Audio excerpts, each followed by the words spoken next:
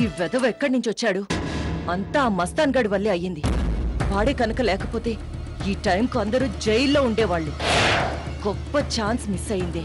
నాకు ఈ సంతోషంతో గుండె ఆగేలా ఉంది. అక్షర, ఇవాళ నువ్వు వంట చెయ్యి. అందరికీ అద్దరిపోవాలి.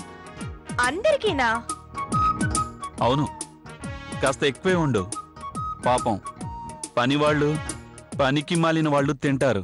ఏయ్, నోరు ముయ్యవే. మీ అందరి నోళ్లు మూయించే వరకు నేను నిద్రపోను.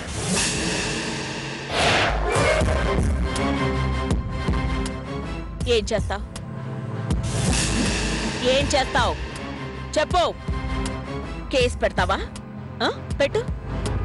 పెట్టవే కేసు. ఏంటి మేమంతా చిప్పకుడుతున్నారా? ఏంటి ఆ చూపు? ఆ గర్వమే వద్దనేది. అసలేం చూసుకునే నీకింత పొగరు?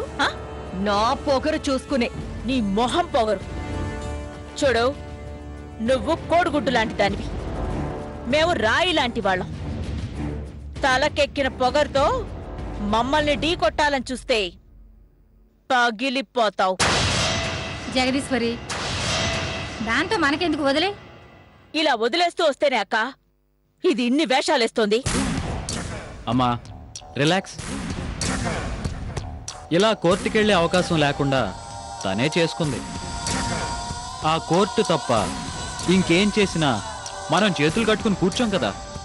ఆ డ్రైవర్ సచ్చినోడు రాకపోయుంటే మీ చేతులకి ఈ పాటికి బేడీలుండేవి. మీ అదృష్టం కొద్దీ వాడొచ్చి మిమ్మల్ని బతికించాడు.